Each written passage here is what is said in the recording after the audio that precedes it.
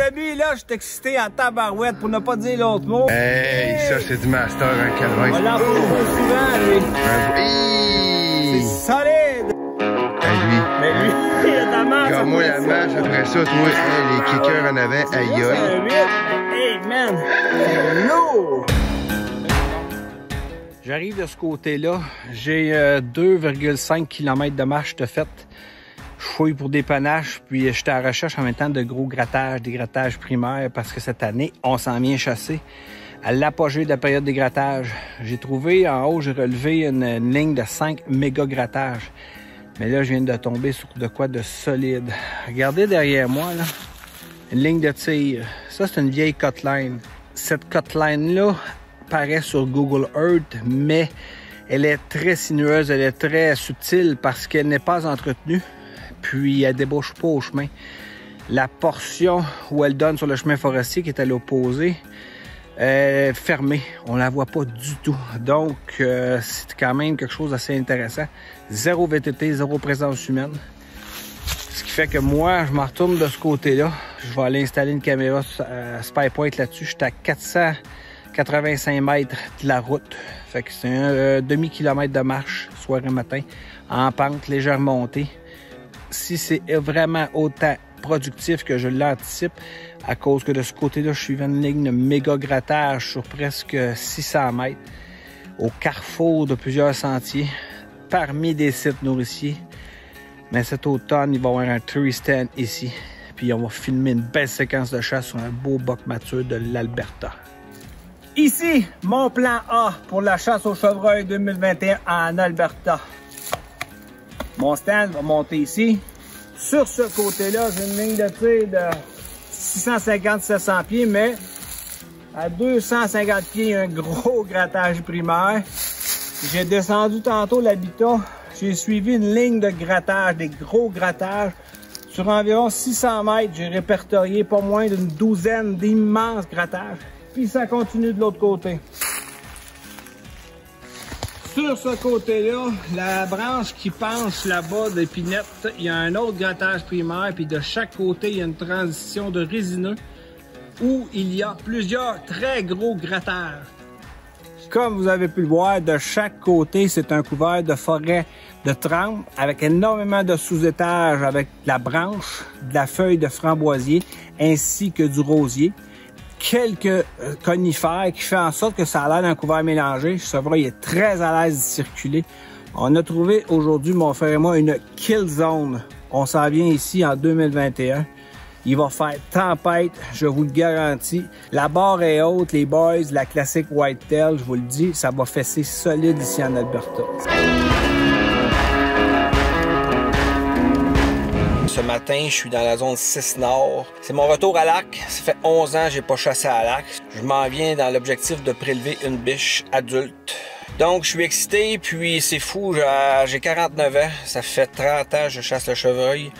Ce matin, ce qui est particulier, c'est que le fait que je cherche une biche, je suis donc pas en train de focusser sur les bocs, pas en train de virer fou, à me casser la tête, à essayer de les comprendre. Je garde ça simple.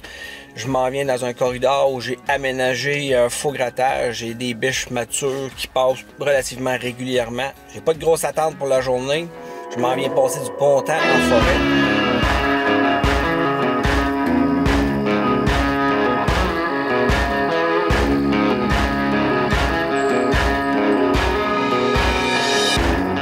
Salut tout le monde. On est le 13 octobre. Je suis encore en train de poursuivre ma biche. Nouveau spot, nouveau Tristan. De ce côté-là, coin de champ de maïs. Énormément de traces à l'intérieur du maïs. J'ai pris les meilleurs trails qui sortent et qui rentrent du champ de maïs. Je me retrouve à en couvrir 3 ici. J'étais dans une érablière. Très dégagé, donc j'ai dû me mettre haut. J'étais avec mon auto grimpant. Mon plancher doit être à, je dirais 25-26 pieds. J'aurais aimé aller plus haut, être à l'arme à feu, j'aurais monté plus haut, 30 pieds. Je saurais, c'est sûr qu'il m'aurait pas vu, mais là, j'étais à l'arc. Donc, je veux m'assurer de ne pas être trop haut. Si j'ai un tir, pour être capable de percer les 2 poumons, avoir un bon angle. Fait que, souhaitez-moi bonne chance. Tout ce que je souhaite, c'est une belle biche. Faire un beau vidéo. Je rêve pas en couleur. J'ai posé 2 bocs ici. Un spike, puis un spike. Je suis dans la zone 6, c'est pas drôle là.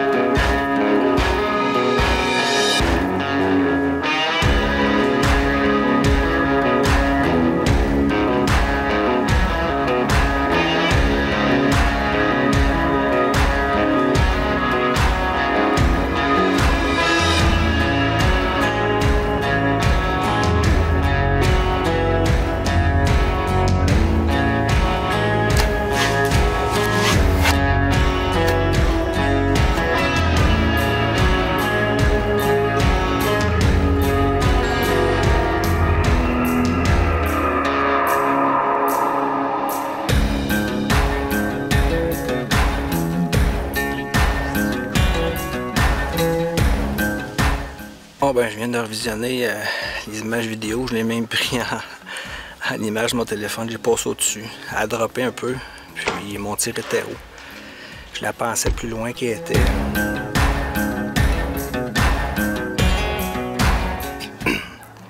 Hey, salut tout le monde. Je viens de prélever ma première piche à l'arc.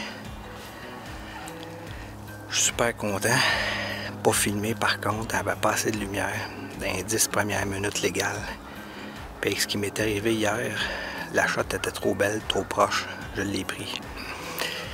C'est pas grave, j'ai mes 50 points pour la classique. On va vous la montrer à culbuter de là.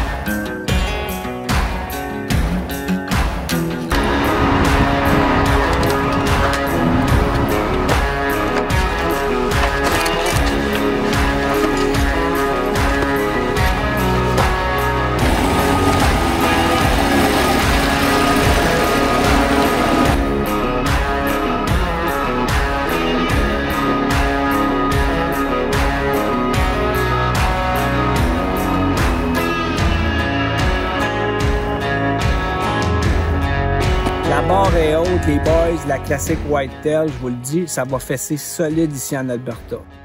Est ici ma coupe Stanley. Est ici le trophée de ma vie. C'est ça là que j'ai cherché toute ma vie. Profitez-en pendant que vous êtes jeune.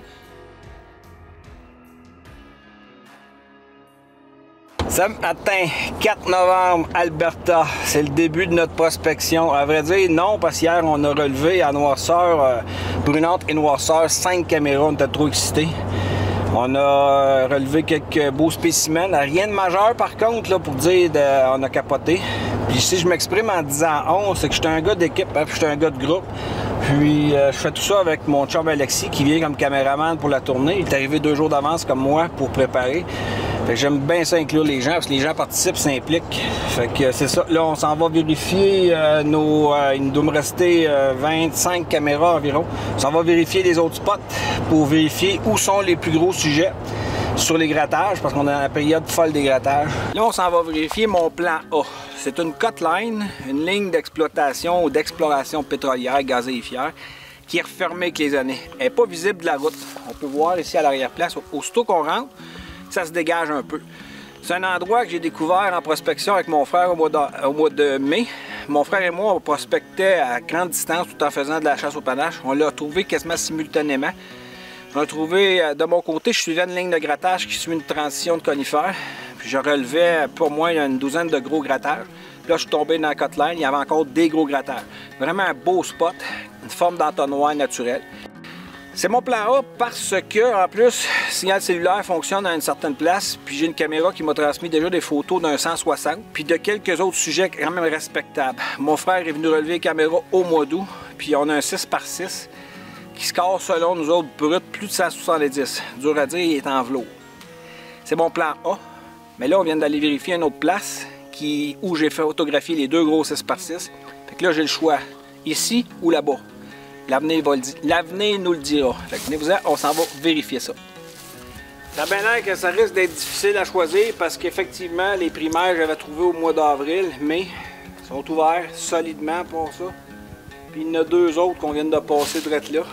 J'ai une caméra qui veille là-dessus, fait que ça va avoir une bonne idée.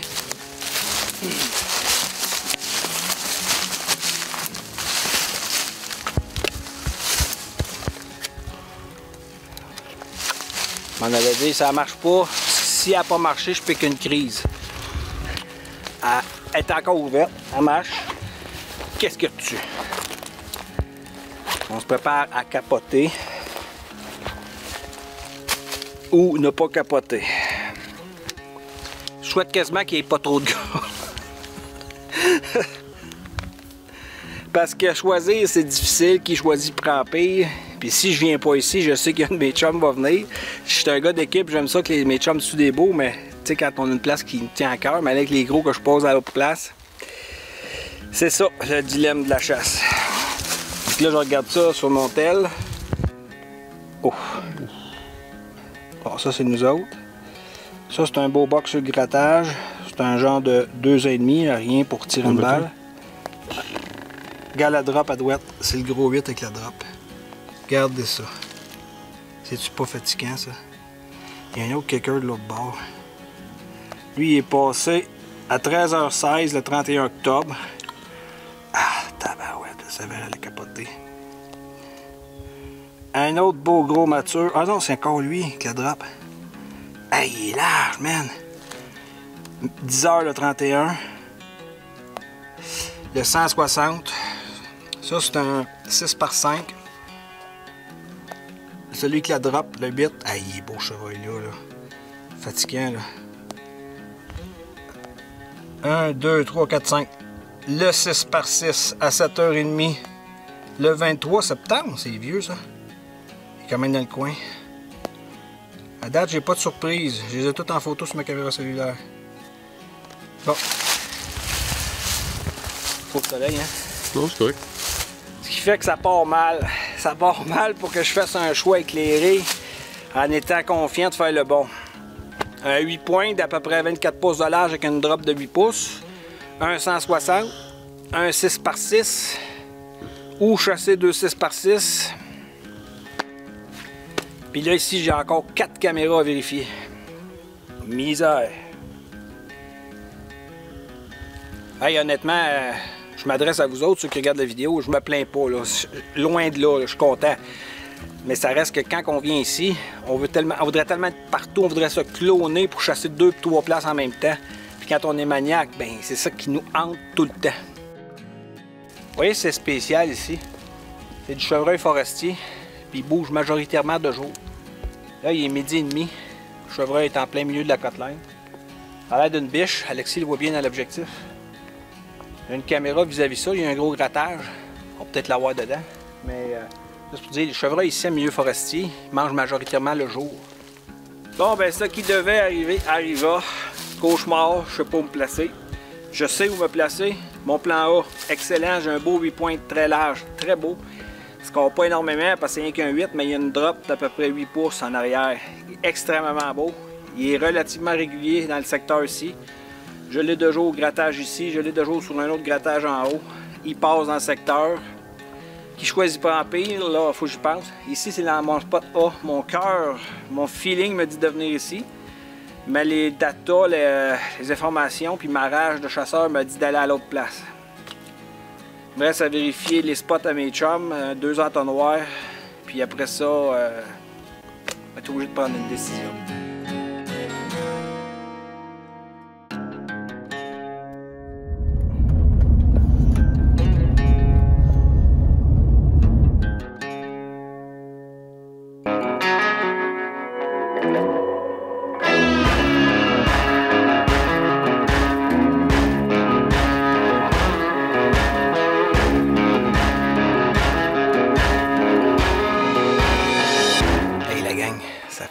J'ai pas été aussi craqué.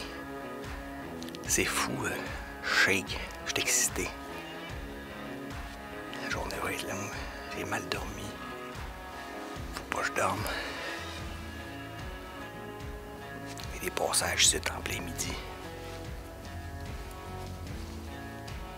Fin de prélude.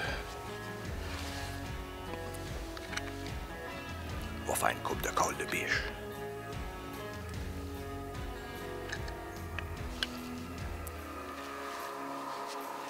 Ce qui est tough de chasser sur des côtelines de même, c'est qu'il faut passer notre temps à check sur un bord, check sur l'autre, check en avant parce que le bois est beau, check en arrière parce que le bois est beau. Normalement, je passe plus que la moitié de mes journées de bout.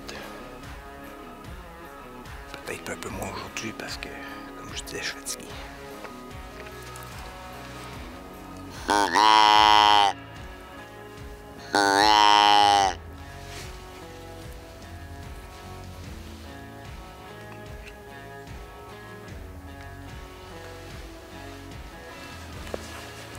Un buck.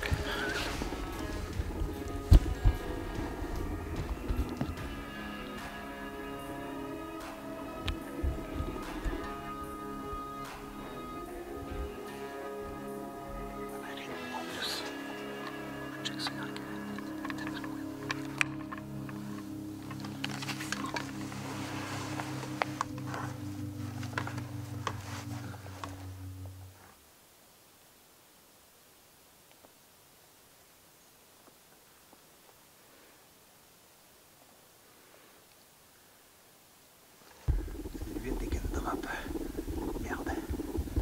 Des nouveaux.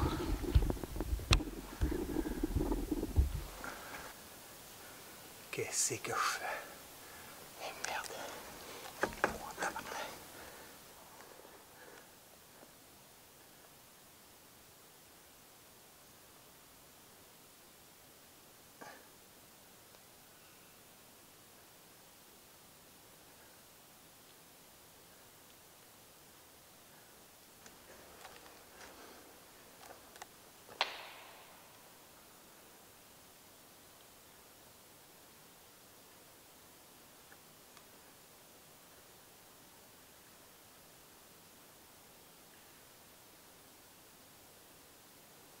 Il est beau en tabarouette.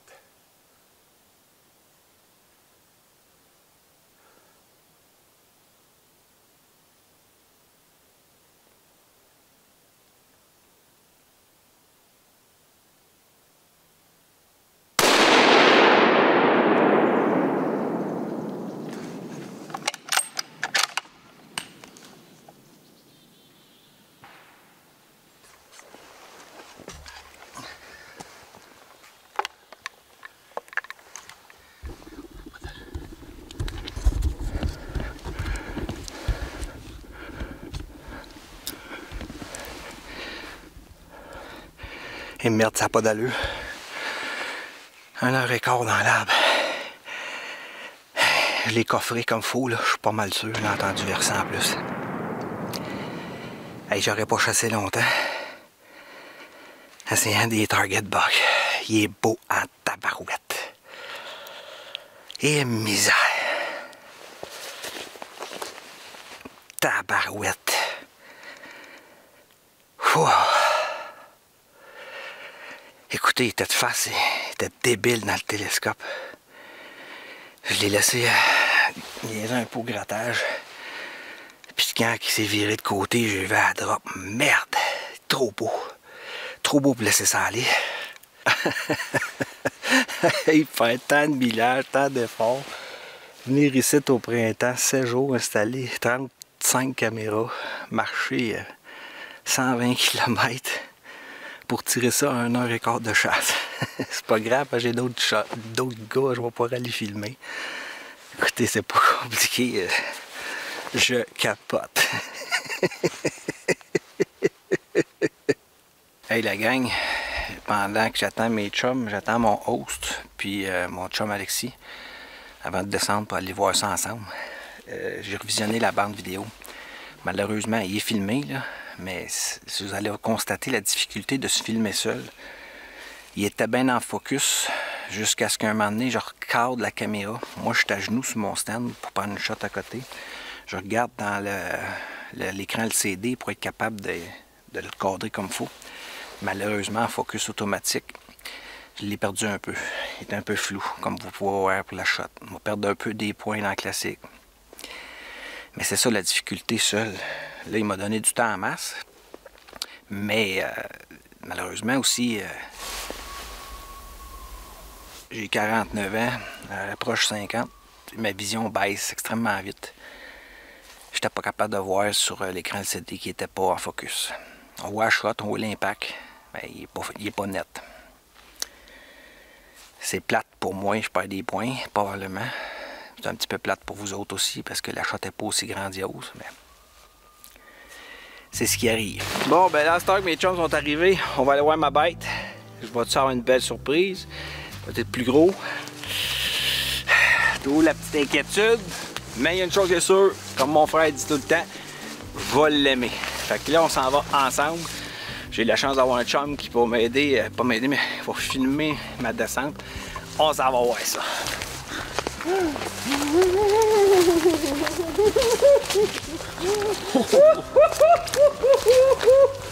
il est beau, tabarouette!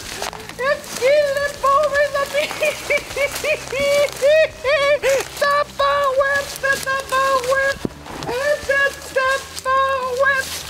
Tabarouette! My God!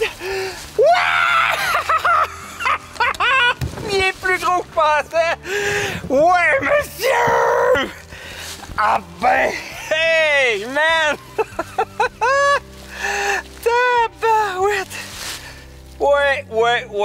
Hey, écoutez tout le monde, c'est pas compliqué, c'est le bug d'une vie. Pourquoi? C'est juste un 8. C'est un 9, dans le fond.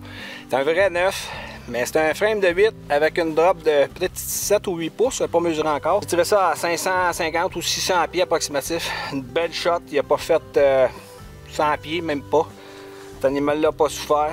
Je suis bien content de vous le présenter. Malheureusement, comme vous avez pu le voir dans la vidéo, le focus est tombé, il s'est pris sur un arbre entre, peut-être mi-chemin entre moi et lui. La shot n'est pas 100% claire, elle est claire au début de vidéo, mais c'est ça le défi de s'auto-filmer. Puis à un moment donné, quand que les fils se touchent dans notre tête, ben, des fois c'est ça qui arrive. C'est pas grave parce que j'ai eu un beau moment, entouré d'amis aujourd'hui. On est le 5 novembre, c'est la période des grattages. Fait particulier, les glandes ne sont pas encore noires, il n'est pas encore full. Ça veut dire qu'il nous reste encore un bon 5 jours selon moi. Que ça va être intense sur les grattages. Là, je m'en vais filmer un autre chasseur à partir de demain. On va avoir d'autres images à présenter. Mais c'était un de mes rêves de chasseur. Ça, c'est rare, c'est très rare. Ici, il y en a plus en Alberta, oui, mais c'est quand même pas tous les ans un qu'on en pose. Encore moins qu'on a la chance de mettre le télescope dessus. Fait que je pouvais pas demander mieux un matin. 1h15 de chasse. Boum, à terre.